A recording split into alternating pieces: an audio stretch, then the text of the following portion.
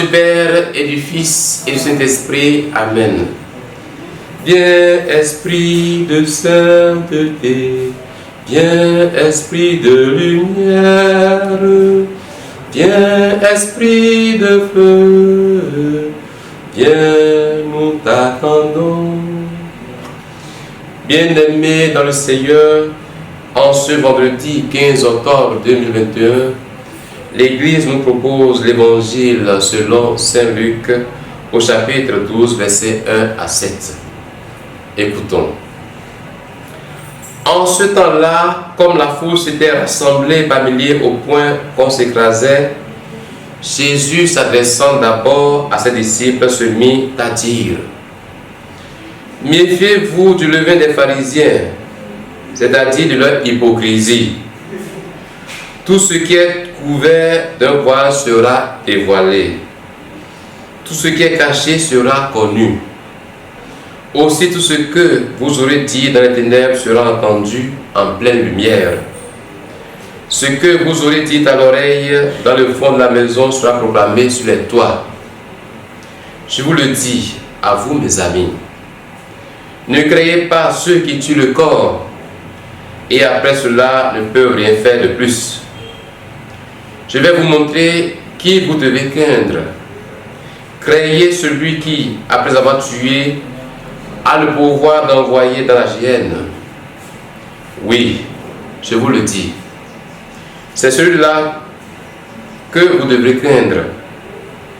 Est-ce que l'on ne vend pas 5 moineaux pour 2 sous?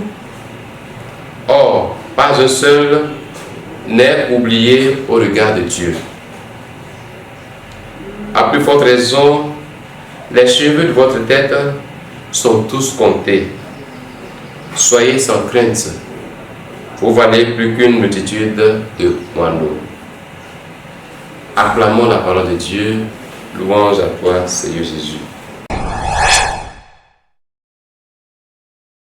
Bien-aimés dans le Seigneur, l'évangile qui nous est le texte de l'évangile selon Saint Luc qui nous est proposé aujourd'hui est la suite de ce que nous avions écouté hier. Et dans ces passages, nous continuons d'écouter les reproches de Jésus aux pharisiens. L'hypocrisie qui caractérisait les pharisiens pouvait aussi, sous une autre forme, devenir un danger pour les disciples. Ceux qui suivent Jésus peuvent cacher aux yeux du monde leur relation avec lui. C'est pourquoi le Seigneur, en présence des foules, encourage les siens à le reconnaître ouvertement devant les hommes, sans crainte des conséquences. Nous savons qu'en effet, des persécutions terribles attendaient les disciples et les chrétiens des premiers siècles. Avec tendresse, le Seigneur prépare ses amis à ces jours difficiles et il dirige leurs pensées vers le Père Céleste, de qui il tient sa mission. Dieu qui se préoccupe du sort d'un petit moineau de valeur infime, n'aurait-il pas soin de ses enfants dans l'épreuve? Et de plus, pour le témoignage qu'ils auraient à rendre, ils n'avaient pas à se tourmenter. Le Saint-Esprit leur en dicterait les paroles. Bien-aimés dans le Seigneur, de nos jours, dans nos pays, nous les croyants ne subissons pas la persécution ouvertement comme dans les premiers siècles. Bien sûr, il y a de nouvelles formes de persécution. Il y a des personnes qui sont rejetées par leur famille parce qu'ils ont embrassé la foi chrétienne. Il y en a qui perdent leur boulot parce qu'ils refusent de collaborer avec les structures du péché, parce qu'ils refusent l'injustice et la corruption, parce qu'ils veulent être cohérents avec leur foi. Nous avons vu pendant ce temps de crise sanitaire de pays où toute la vie sociale est normale et où on a fermé les églises sous prétexte de la crise sanitaire. Ce sont de nouvelles formes de persécution de notre temps. Bref, il y a encore beaucoup qui souffrent aujourd'hui encore à cause d'un style de vie choisi et lié à leur foi.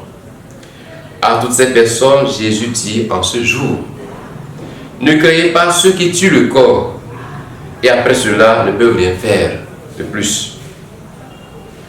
Bien-aimés dans le Seigneur, demandons aujourd'hui la grâce de nous donner plus de courage, la grâce au Seigneur de nous donner plus de courage pour proclamer son nom toujours et partout.